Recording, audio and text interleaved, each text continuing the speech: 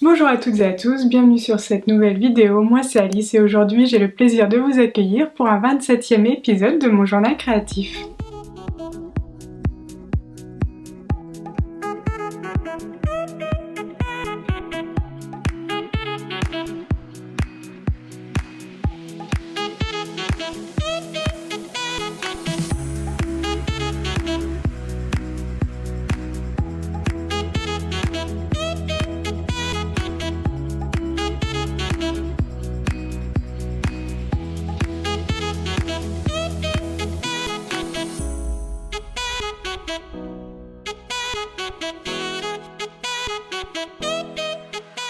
Bienvenue sur ce nouvel épisode de mon journal créatif, aujourd'hui qui va être entièrement consacré au tricot.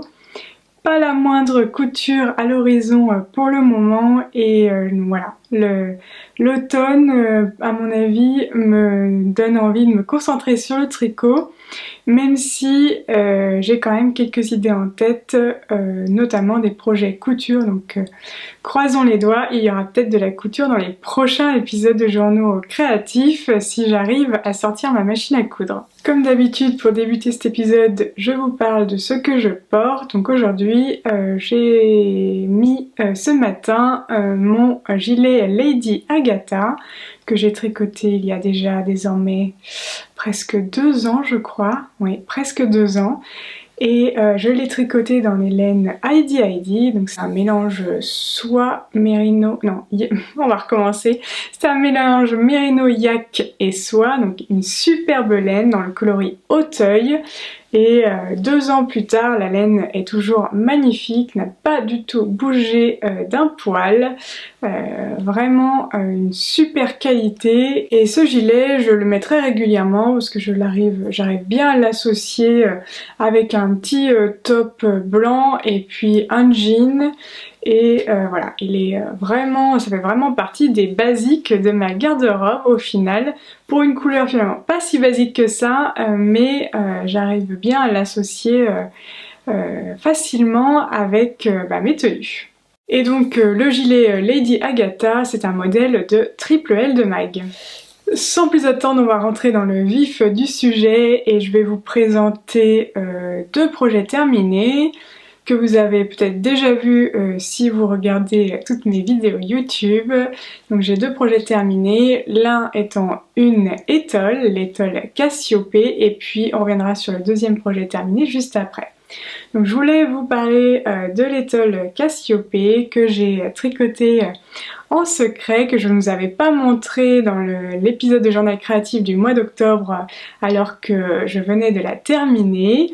Je l'ai tricoté au mois de septembre et je l'ai tricoté dans le cadre du magazine Idées à faire. Donc les explications pour cette étole sont disponibles dans le magazine Idées à faire qui est dans les kiosques en ce moment. Donc c'est le numéro 36, et si vous avez du mal à vous le procurer, à le trouver en kiosque, vous pouvez le commander sur le site Idées à faire.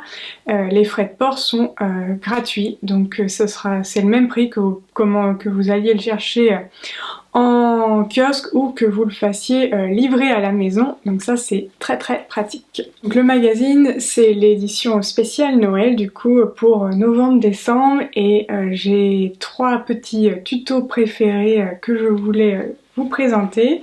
Donc d'abord il y a la pochette matelassée, le petit sac Emma de Vinny DIY, qui est vraiment une merveille. J'ai eu la chance de le voir en vrai et il est aussi beau en vrai qu'en photo.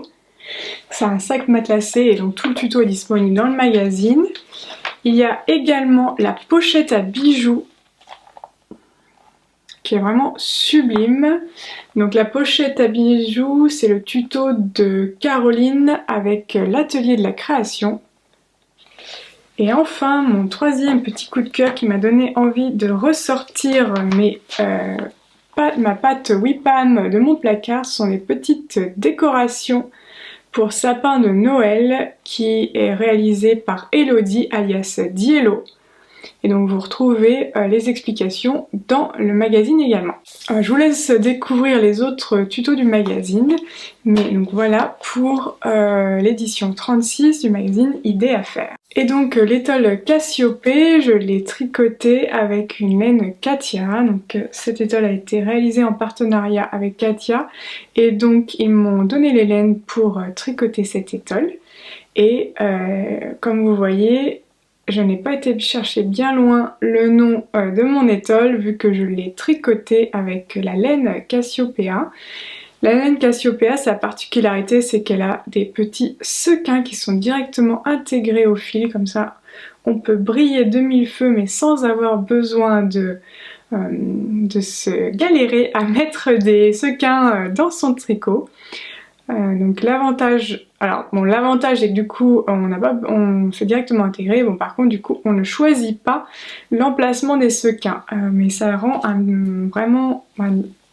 c'est vraiment un rendu du coup il est vraiment aléatoire du positionnement des sequins, aléatoire mais plutôt homogène je trouve. Et donc cette étole, si vous la réalisez, vous permettra de briller de mille feux si vous la réalisez avec la même laine, mais elle peut tout à fait se réaliser avec une autre laine. En l'occurrence, moi j'ai tricoté l'étole dans des aiguilles droites 6 mm, donc si vous trouvez un fil ou un mélange de fils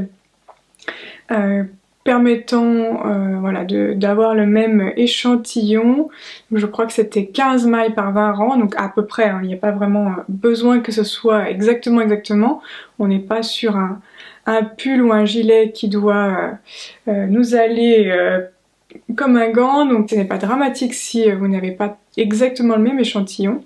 Donc si vous avez un échantillon proche du mien, bah, vous obtiendrez une étole qui mesure environ 30 cm de largeur, et avec 3 pelotes, on obtient une étole de 1,50 m. Donc parfait pour mettre sur les épaules pour les fêtes de fin d'année. Donc en tout cas c'est comme ça que je l'ai imaginé, à porter avec voilà, une tenue sobre peut-être en dessous quand même, surtout bah, si par exemple si vous utilisez du rose. Elle est disponible dans plusieurs couleurs, notamment j'ai beaucoup hésité à la faire en noir avec des petits sequins, ça aurait été hyper chic à mon avis. Donc voilà, pour les fêtes de fin d'année, pour vous ou même peut-être pour offrir, il vous reste encore largement le temps avant Noël de la tricoter. Ça se tricote assez vite en 6 mm et 3 pelotes.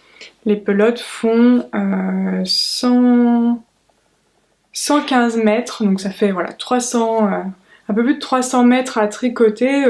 Ça se fait relativement vite. La particularité de cette étole, bah, c'est bien entendu la dentelle, dont vous pouvez retrouver les explications écrites avec des phrases dans le magazine, et il y a aussi le diagramme de la dentelle à télécharger. Donc soit vous lisez les explications, ou alors si vous préférez le diagramme, il est aussi disponible selon vos habitudes. Et il y a seulement 2 points particuliers à maîtriser qui sont de diminution, soit elle penche vers la gauche, soit elle penche vers la droite.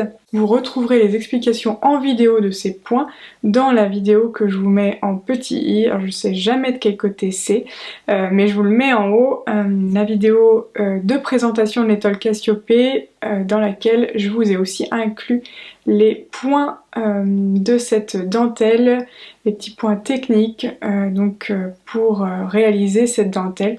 Mais voilà, c'est vraiment, contrairement à ce qu'on peut penser, ça reste assez simple, il n'y a pas du tout de torsade, ce sont uniquement des diminutions, donc on oublie, on n'a pas besoin d'une aiguille à torsade pour réaliser la dentelle de l'étole Cassiopée. Et puis la dentelle est bordée de points mousse, et si vous obtenez par exemple un échantillon plus petit, vous pouvez aussi la tricoter par exemple en rajoutant un petit peu plus de jersey, quelques mailles de jersey de chaque côté de la dentelle pour obtenir une étole à peu près de la même dimension. Si votre échantillon, si vous obtenez plus de mailles, si vous avez plus que 15 mailles lors de votre échantillon. Et si vous êtes plutôt débutante au tricot, si vous n'avez pas fait beaucoup de projets, avant d'acheter peut-être cette laine, je vous invite à essayer le motif de dentelle avec une autre laine, une laine peut-être moins poilue, une laine sans sequin, pour déjà vous familiariser avec le diagramme, avec la dentelle, comme ça vous serez armé pour tricoter Cassiopée avec la laine en question si vous le souhaitez.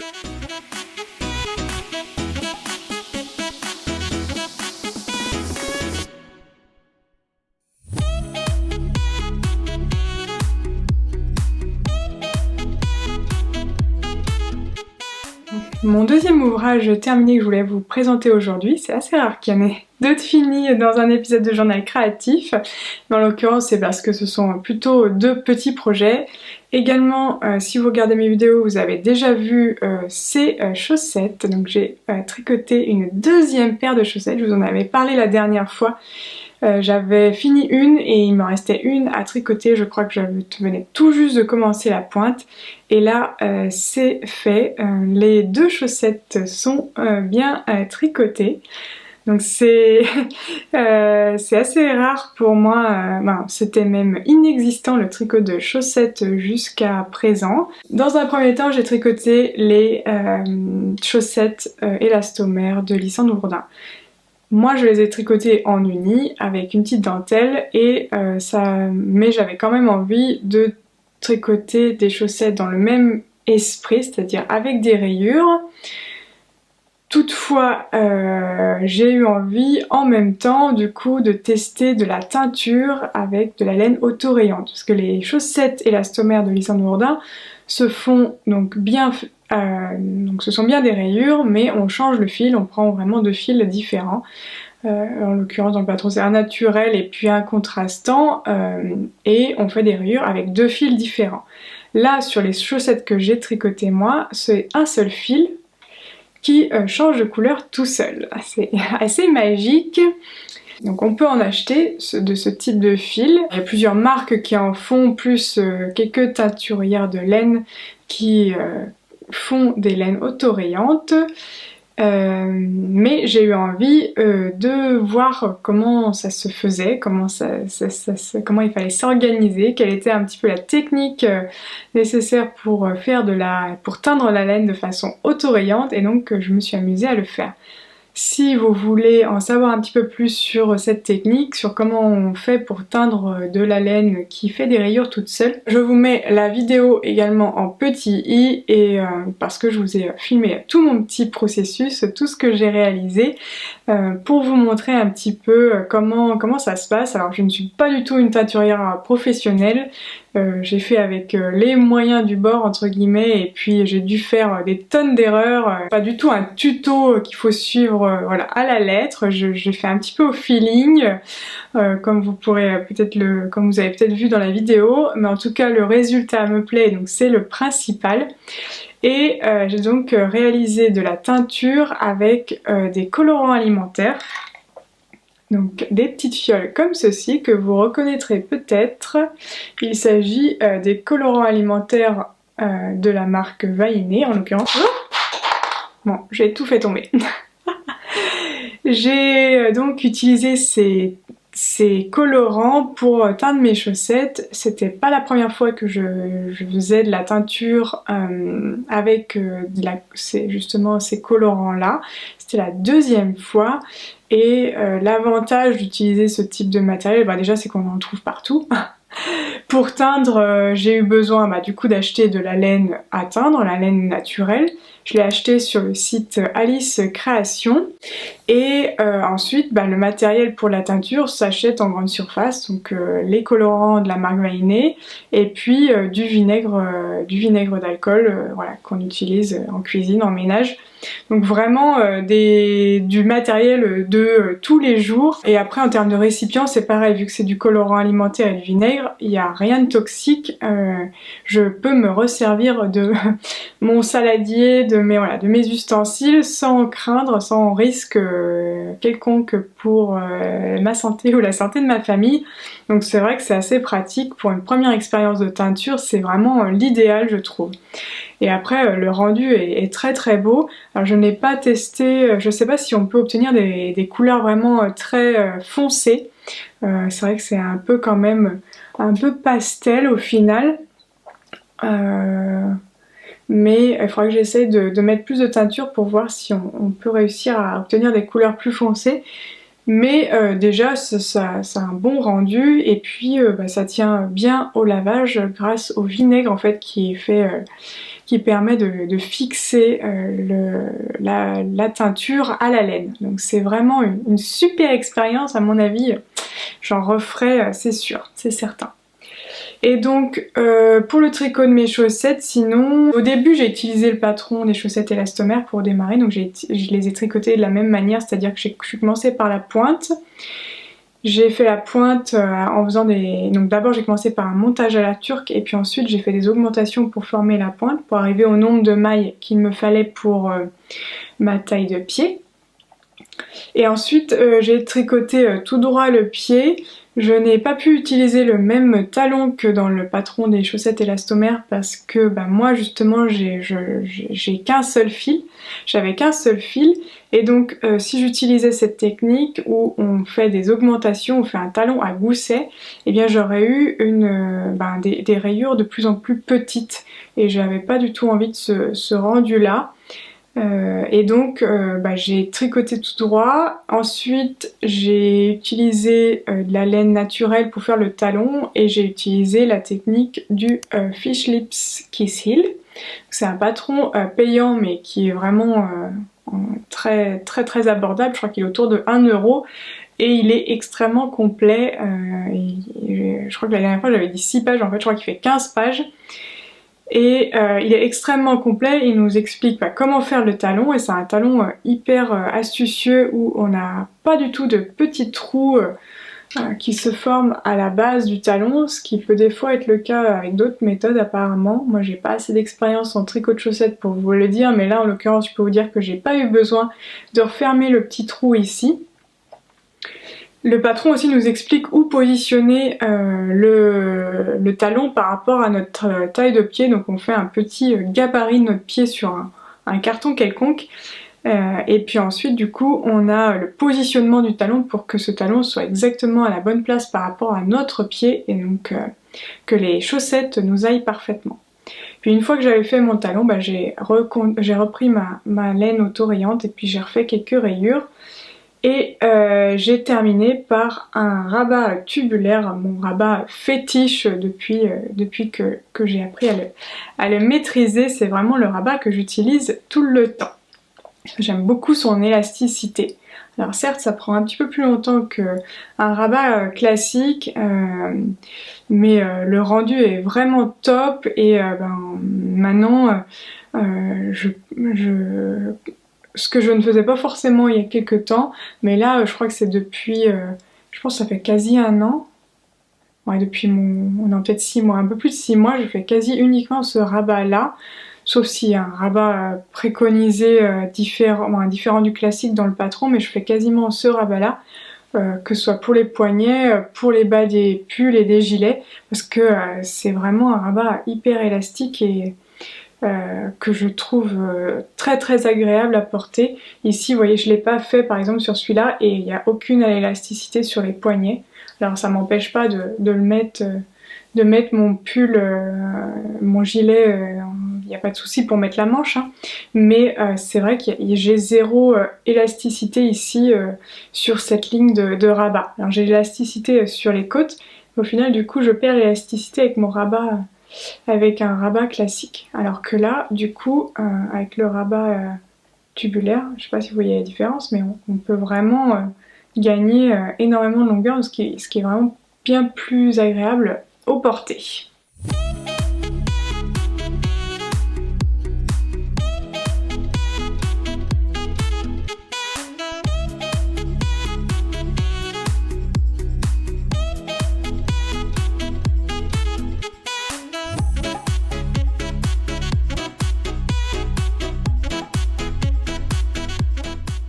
Voilà, j'ai fait le tour de mes ouvrages terminés. Maintenant, on va s'attaquer à mes projets en cours et là, il y en a pas mal.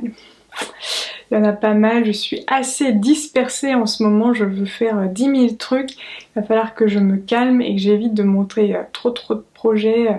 On va essayer d'en finir un peu, d'en avancer quelques-uns parce que là il y en a un petit peu trop. Donc il y en a plusieurs que j'ai pas du tout avancé depuis la dernière fois. Je n'ai pas avancé mon étoile Festival of Stitches. Je crois que là elle va rester en stand-by jusque des températures plus douces. À mon avis, je la reprendrai que peut-être au printemps parce que c'est vrai que les couleurs sont assez printanières. Et voilà. En tout cas, en ce moment, j'avais pas envie de la tricoter. J'ai envie de tricoter des choses voilà, qui vont me servir plus pour l'hiver. Qu'est-ce que je n'ai pas avancé? Je vous avais présenté aussi mon Laurel sweater que je n'ai pas du tout avancé. Jumper? Laurel Jumper, je crois plutôt. Je l'ai pas du tout avancé, je suis au même point que la dernière fois. Je suis pas sûre du rendu et j'ai pas fait un pré-blocage pour pour me décider. Il faut que je le fasse, mais je n'ai pas encore pris le temps de le faire. Donc celui-là a pas du tout avancé non plus.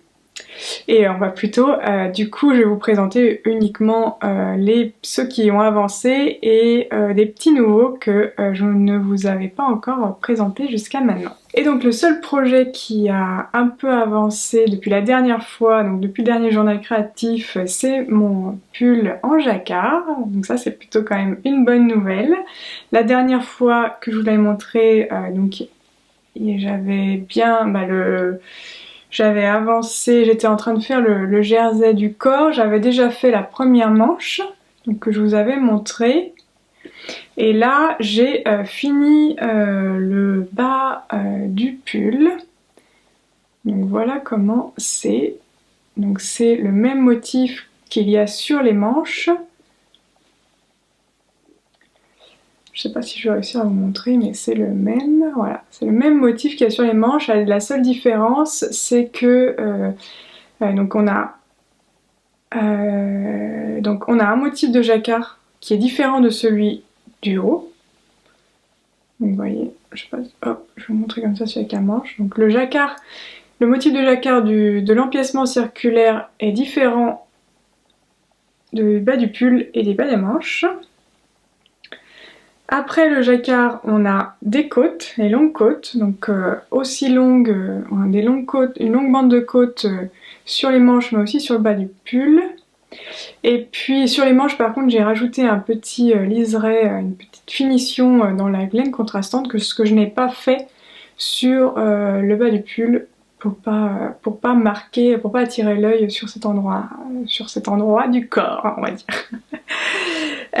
Donc voilà, j'ai bien avancé parce que les côtes ça m'a pris quand même un certain temps de faire toutes ces... Donc j'ai fini... ouais, j'étais pas du tout rendue au jacquard quand je vous ai montré, donc j'ai fini du coup le jersey, j'ai fait ensuite le jacquard du bas du pull, j'ai fait du coup les longues bandes de côte et le long rabat tubulaire. Donc là aussi rabat tubulaire, donc pour le coup ça m'a pris plusieurs soirées même pour avoir vraiment un bas de pull hyper élastique. Hop, vous voyez, c'est vraiment, on a vraiment de la matière pour qu'il soit agréable à porter. Il est assez long, mais à mon avis, je pense que je vous indiquerai comment faire pour qu'il soit un petit peu plus court. Moi là, je l'ai voulu assez long parce que c'est un pull avec une laine vraiment d'hiver, etc. Je l'ai voulu un pull bien chaud et donc je l'ai fait assez long parce que vous voyez pas avoir un pull bien d'hiver avec une laine bien chaude et puis au final avoir froid parce qu'il remonte tout le temps, donc je l'ai fait plutôt long et j'ai commencé à tricoter la deuxième manche. Donc il est possible que ce soit la dernière fois que je vous le montre avant qu'il soit terminé. Je pense que je ne vous le... je suis pas sûre de vous le remontrer avant sa sortie désormais. Parce que vous gardez un petit peu de surprise aussi quand même. Je vous le montrerai pas porté avant sa sortie. Comme je vous l'avais dit la dernière fois, je vais finaliser de rédiger les explications et puis je vais également faire un appel au test. Donc vous demander de m'aider à sortir ce patron. C'est pas un projet débutant pour le coup. Je pense qu'il faut que vous ayez déjà fait au moins une fois du jacquard avant. C'est pas qu'il est compliqué en soi, parce que c'est des motifs assez géométriques et qui se répètent régulièrement. La difficulté, c'est qu'on croise les mailles. On a besoin de croiser les mailles parce que il y a sur certaines parties plus de 5 ou 6 mailles d'affilée, et donc il y a besoin de croiser les mailles. Donc par exemple j'ai croisé, je vais vous montrer l'envers, par exemple j'ai croisé dans les petits carrés, là j'ai croisé. Donc on a besoin de croiser aussi dans le motif ici, là. Donc c'est vrai, c'est faisable, hein. Moi j'en ai pas fait 10 000 jacquards, j'en ai fait quelques-uns et là j'ai eu aucune difficulté. Mais voilà, juste pour vous prévenir quand même que c'est pas un pull très... ouais, c'est pas un pull... c'est pas mon premier pull, quoi. C'est pas le premier pull à tricoter, il faut en avoir déjà tricoté un certain nombre, surtout que moi je l'ai fait, là il est dans une laine, il se tricote quand même en 3,5, donc voilà, ça va être un assez gros projet. Je veux pas vous faire peur, mais voilà, je voudrais pas vous soyez déçus et que vous puissiez pas le faire non plus, donc c'est pour ça que je préfère prévenir que voilà, que c'est pas un pull pour débutants. C'est un pull que j'ai fait en premier milieu pour moi, mais que j'ai envie de vous partager, mais c'est pas un pull, voilà, je l'ai pas fait c'est pas dans le même esprit que finalement ma série de vidéos Mon premier pull. C'est là pour le coup, c'est clairement pour moi, pour me faire plaisir, mais je vous le partage en même temps, mais c'est pas un pull débutant. Qu'est-ce que je peux vous dire de plus? Vous reparlez peut-être de la laine quand même, au cas où vous n'avez pas vu les épisodes de journaux créatifs que j'ai publiés avant. Donc je le tricote moi dans une laine, très belle laine de By Night Création. Ça c'est le coloris naturel, et en contrastant on a celui-ci, donc c'est la même laine dans la base Sirius, et par contre cette fois-ci c'est sur le contrastant, c'est un au bois de Campèche. Donc ce sont des colorants du coup de la teinture naturelle, je vais y arriver. Et donc c'est un violet extrêmement foncé. On a presque l'impression que c'est du noir selon comment on le regarde. Et d'ailleurs sur le pull c'est encore plus flagrant, mais c'est pas du noir, c'est vraiment ce que je voulais, qu'il y ait un fort contraste, mais que ce ne soit pas du noir. Moi il me reste à finir la manche, donc je vais faire ça dans les prochaines semaines, et puis du coup à mon avis avant la fin novembre, j'espère pouvoir lancer le test avant la fin novembre. Ouais, ce serait vraiment pas mal de pouvoir proposer ça. Donc si vous avez envie de tester ce pull, envoyez-moi un mail. Donc je vous remets mon mail, contact@alice-gerfo.com, et mettez-moi votre tour de poitrine pour que je commence à visualiser un petit peu voilà, ou dans quelle taille vous pourriez tester, et puis je vous recontacterai une fois que le test sera lancé avec un petit peu plus d'informations sur les dates, etc. Les dates du test, et du coup pour quand il faut avoir tricoté, et voilà, des informations un petit peu plus organisationnelles. Donc si vous voulez tester, n'hésitez pas à me faire un petit mail dès maintenant, comme ça je note, et puis il y aura un appel au test un petit peu plus complet dès que j'aurai fini mon pull à moi, et du coup que les explications seront entièrement rédigées. Mais je suis très contente du rendu pour l'instant, j'ai hâte qu'il soit fini. Je suis pas sûre que j'arrive à attendre la sortie du pull, du patron du pull pour le porter, on va voir. D'un autre côté, j'ai pas envie qu'il soit abîmé non plus avant la sortie, on verra bien. Puis voilà, je vous tiens au courant des prochaines étapes sur ce pull. sur ce pull. Et puis je vais vous parler de mes deux projets en cours que vous n'avez pas vu encore pour l'instant. Une couverture, donc la couverture par contre je vous en avais parlé la dernière fois, et un autre projet. Alors dans le dernier épisode, je crois que je vous ai parlé de mon envie de tricoter une couverture, donc je me suis lancée. Je vous avais dit que je voulais tricoter une couverture issue du livre Geometric Knit Blankets. J'avais vraiment flashé sur ce livre pour découvrir des méthodes de construction un petit peu atypiques. C'est vrai que je tricote beaucoup depuis les gilets et les constructions. Alors j'ai pas encore été très aventureuse dans les constructions, je fais souvent en raglan. Là un petit peu du coup d'empiècement circulaire, et j'ai eu envie de me challenger un petit peu. Alors j'aurais pu aussi me challenger en tricotant un patron de Stephen West, mais souvent c'est un petit peu trop extravagant pour moi, j'ai un peu du mal à me projeter sur le fait de porter l'ouvrage, donc le challenge en termes de construction pour moi va être du coup via ce livre. Ce qui m'a attirée aussi, c'est le fait que ces couvertures ressemblent à, font un petit peu référence à des couvertures qu'on peut faire en couture sous le nom de patchwork. Donc comme vous pouvez voir, ce sont des motifs géométriques. Donc voici celle que j'ai choisi moi de faire, la Hip to be Square Blanket. Il y a beaucoup de couvertures dans le livre qui sont inspirées finalement de couvertures en patchwork, et voilà, j'aime beaucoup aussi ces formes géométriques et ces couvertures en patchwork qu'on peut réaliser. J'en fais très peu parce que je ne sais pas forcément quoi en faire après. Et donc voilà, si je pouvais j'en ferais un peu plus, mais voilà, j'aime pas... J'aime beaucoup faire des choses dont je vais avoir l'utilité. Je fais très peu de choses.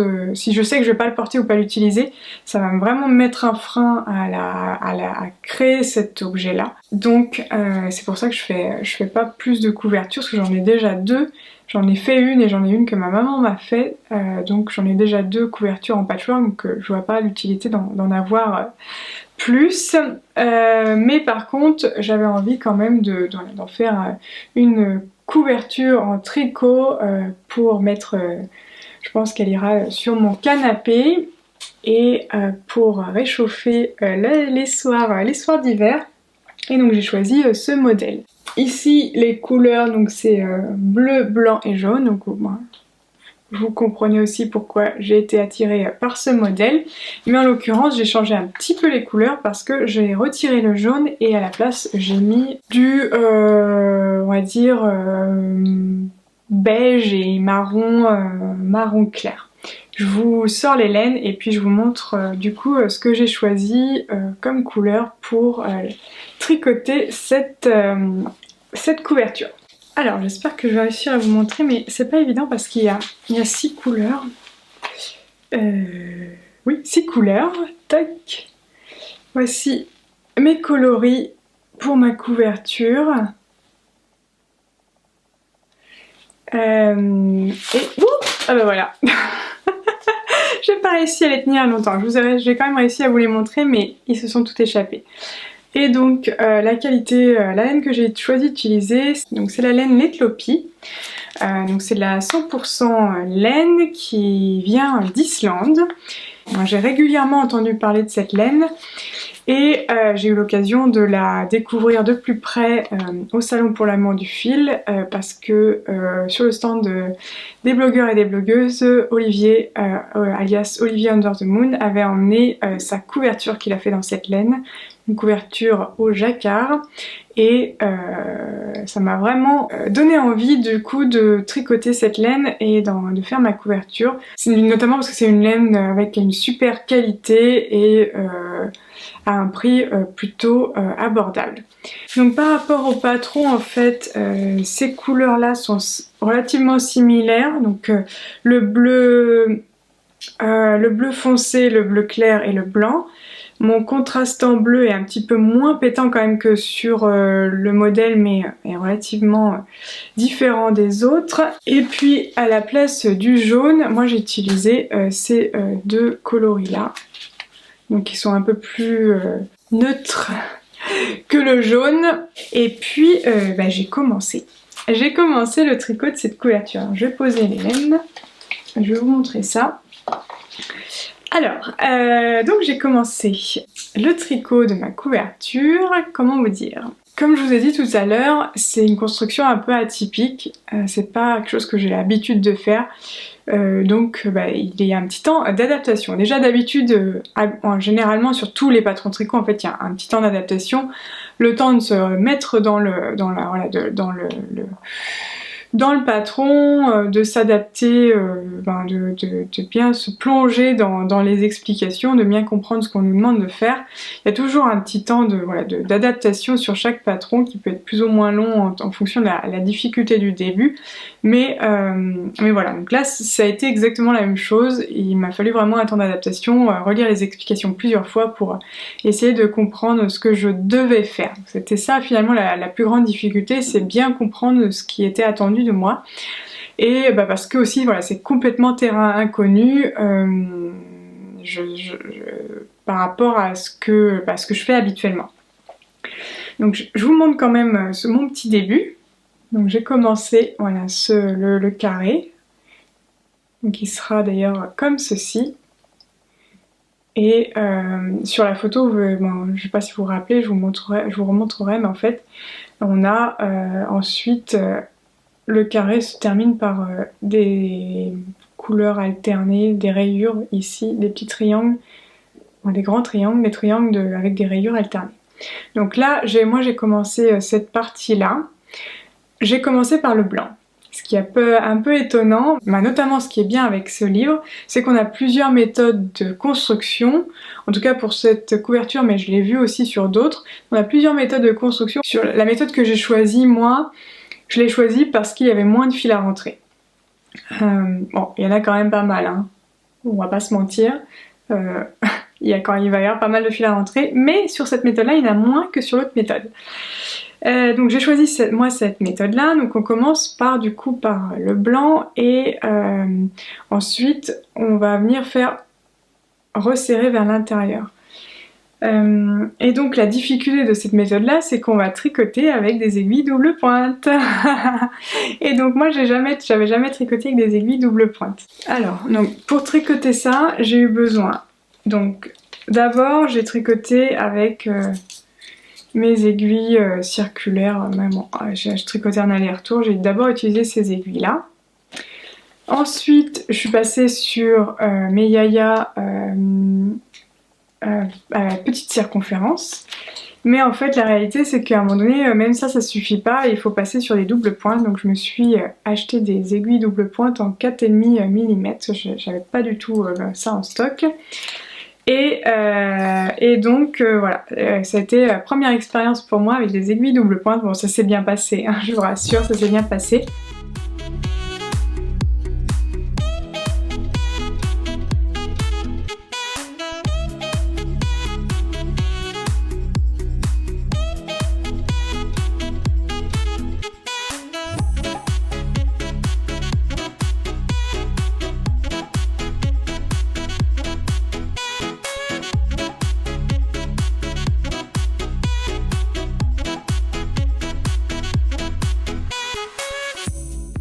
Et voilà, on est parti du blanc et on va vers l'intérieur pour former le centre, et puis ensuite après on rajoute les petits triangles. En termes de points techniques, ça reste relativement simple. Il y a du point mousse, on relève pas mal de mailles quand même, donc si c'est quelque chose qui vous rebute, à mon avis, voilà, faut pas se lancer dans ce type de projet, donc on relève quand même régulièrement des mailles. Il y a un tout petit peu de raccourci et des diminutions. Ouais, des diminutions. C'est ça. Donc en termes techniquement, c'est pas très compliqué, mais il faut voilà, bien appréhender les explications qui sont très abrégées quand même, faut dire ce qui est, parce que c'est vrai que c'est un livre, donc généralement dans les livres c'est un peu plus abrégé que sur un patron individuel en PDF, parce qu'il y a une page de plus ou moins, ça n'a pas d'importance, mais c'est vrai que sur les patrons, là il y a 30 patrons de couverture. Ils peuvent pas trop se permettre non plus de rajouter 20, 25, 30, voilà, une page de plus par couverture, et ça ferait déjà 30 pages de plus, donc ce qui en termes de coût n'en revient pas au même.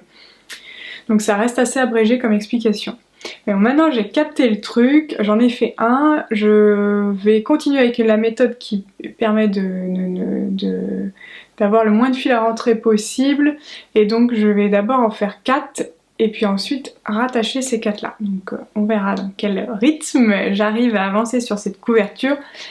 Mais alors je vous en parlerai peut-être pas à chaque fois parce que au final la prochaine fois il y en aura... faut que je fasse ça 4 fois déjà avant de voir une prochaine étape. Donc je suis pas sûre que je vous en parlerai à chaque fois, je vous en parlerai quand il y aura vraiment une avancée significative, et ça va être un projet au long cours, donc si je vous en parle à chaque fois ça va être un petit peu redondant. En tout cas le rendu me plaît énormément pour le moment, le process est amusant, donc je me suis bien amusée à faire ce premier carré. Il y en a pas mal à faire, donc peut-être qu'au 16e, voilà, je dirais plus la même chose. L'idée quand même, c'est de avancer significativement. Alors je sais pas si je pourrais finir, mais ça serait vraiment idéal de pouvoir finir pour le prochain salon pour l'amour du fil qui a lieu en avril. Donc je participerai à ce moment-là, donc c'est du 20 au 23 je crois. Et l'idée c'est d'avoir bien avancé, parce que vu que c'est un salon avec quand même une grosse thématique patchwork, voilà, j'ai envie de montrer aussi qu'avec une sorte d'inspiration patchwork, mais en utilisant le tricot, on peut obtenir des choses aussi très sympas. Je pense que ça pourrait être vraiment sympa pour ce salon. Donc on verra si j'arrive à avancer significativement. Je doute que je suis pas sûre, franchement je pense pas que je peux avoir fini quand même, hein. Plus le temps passe et plus on se rapproche de la date, plus je me dis ça va peut-être être juste, parce que là finalement en un mois j'ai fait un carré. Donc on n'est pas rendu à 16 et on n'est pas rendu au-delà des 16 carrés, et après il y a quand même pas mal de choses à faire pour les accrocher et pour finaliser la couverture. Donc bon, on verra. Je commence à douter, je commence déjà à me dire ça va être... Je commence déjà à me désengager du fait que je l'aurai fini pour le salon pour l'amour du fil. Voilà. Et si aussi je montais moins de nouveaux projets, ça irait peut-être un peu plus vite sur ça, mais bon, c'est pas grave. Je vais du coup vous parler d'un dernier projet en cours.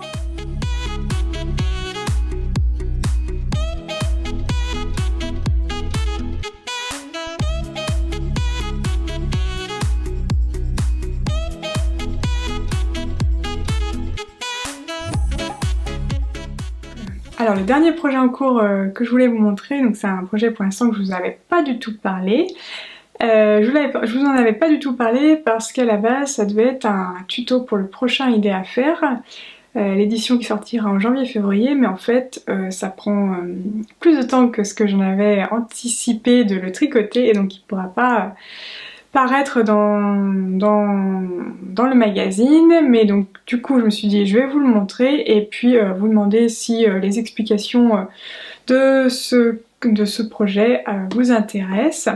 Donc il s'agit d'une nouvelle étole mais un petit peu différente, un petit peu plus neutre, un petit peu plus basique, voilà, un peu plus passe-partout que l'étole Cassiopée.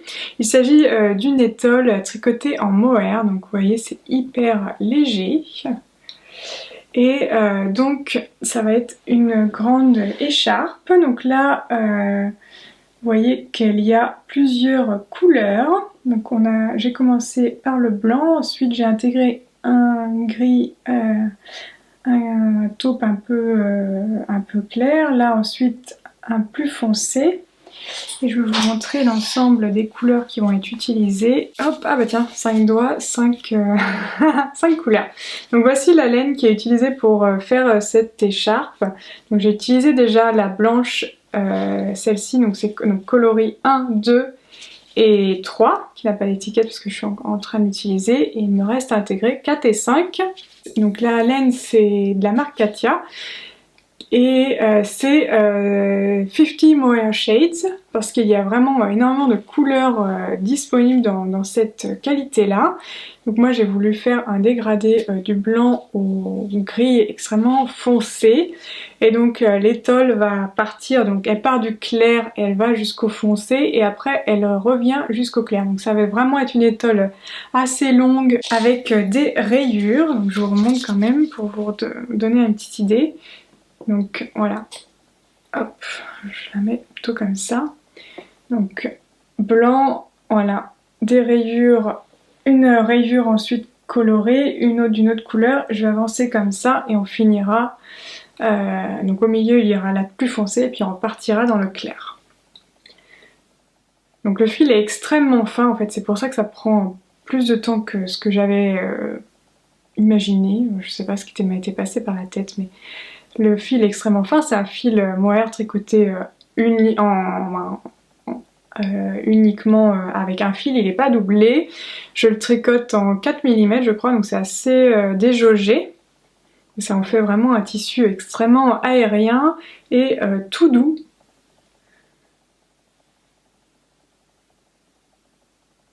Que j'ai commencé, je pense, je crois que juste après l'étole Cassiope, donc je l'ai commencé début octobre. Donc en un mois, j'ai quand même tricoté tout ça, mais j'en suis pas à la moitié et donc c'était pas possible du coup pour le magazine. J'aurais pas réussi à le finir à temps, mais du coup. Si les explications de cette petite étole, petite écharpe vous intéressent, enfin grande écharpe à mon avis ça va être assez long quand même. Grande écharpe vous intéresse, n'hésitez pas à me le dire en commentaire et puis je sais pas encore sous quelle forme mais je partagerai sûrement le tuto pour réaliser l'étole, donc il sera disponible en téléchargement sur mon site. C'est assez simple à réaliser. Alors pour le coup, en termes de technique, c'est vraiment extrêmement simple. On commence par la pointe ici, on fait des augmentations des deux côtés. Donc en fait, ça se tricote comme ça. Donc on part d'ici, on fait des lignes, donc c'est du point mousse. On tricote jusqu'à arriver à la moitié de notre pelote de blanc. Ensuite, on va arrêter... on va faire des augmentations plus que d'un côté pour que ça forme un rectangle, vous voyez, là il y a un deuxième point du coup. Et on tricote finalement en diagonale, je vais vous montrer comme ça, on tricote, vous voyez que mon fil ici, mon aiguille, on tricote vraiment dans la diagonale après. Et puis ensuite je refermerai pour que ce soit un rectangle, donc il y aura des diminutions pour former un rectangle de l'autre côté. Donc voilà, j'ai aussi ça sur mes aiguilles. Alors pour le coup c'est vraiment très facile, du point mousse, donc rang droit, rang envers, il suffit juste de faire les petites diminutions, augmentations en début de rang comme pour bien avoir la forme et sinon c'est très simple. C'est un petit peu long parce que du coup on tricote quand même un fil extrêmement fin, mais pour le coup c'est vraiment très facile à tricoter et vous pouvez aussi le faire avec une autre laine, peut-être même vous pourrez le faire même avec une laine plus épaisse pour que ça se tricote plus vite que moi. Donc voilà pour tous mes projets en cours. Donc vous voyez, j'ai bien de quoi m'occuper comme d'habitude. Il faut que j'arrive à ne pas en monter des nouveaux pour bien avancer, notamment finir mon pull en jacquard, ça serait quand même pas mal. Et puis avancer sur la couverture aussi, ce sont les deux gros projets en cours. Et puis il y aura cet hiver aussi le gilet avec une série de vidéos. Je tricote mon premier gilet. Donc ça va bien m'occuper cet hiver. Je sais pas encore quand du coup sortira tout ça parce que comme vous voyez c'est assez chargé, c'est assez dense et ça demande pas mal de travail, donc à voir si ça sort pour cet hiver ou au contraire si ça prend un petit peu plus de temps que prévu et que ça sort du coup pour l'hiver prochain. Je vous tiens au courant de toute façon. Pour l'instant j'ai pas commencé, donc déjà ça risque pas d'être fini prochainement. Voilà, il y a aussi ça qui va sauter sur mes aiguilles. Et après ça, on va essayer de se calmer et pas monter de nouvelles choses.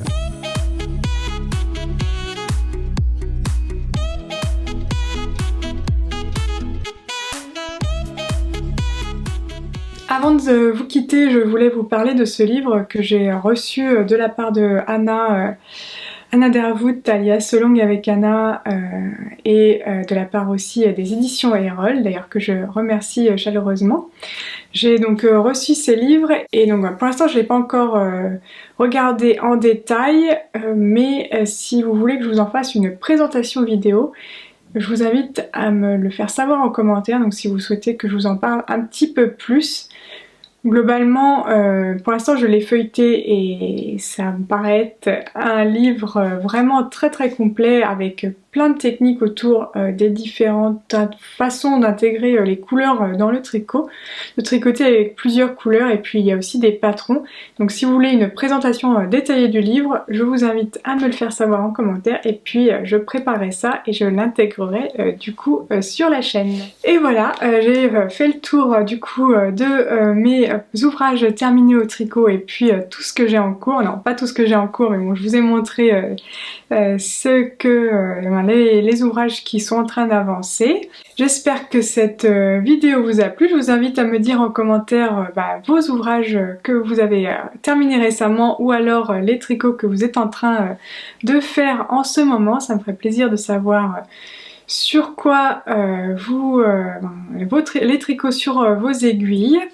Et puis si vous n'êtes pas encore abonné, je vous invite à le faire. Je poste une vidéo tous les dimanches soirs sur le tricot et autres loisirs créatifs. Vous pouvez aussi me retrouver sur les réseaux sociaux, notamment Instagram, et donc je vous remets mon pseudo juste en bas. Et sur ce, je vous dis bon tricot et à bientôt pour de nouvelles aventures créatives. Salut!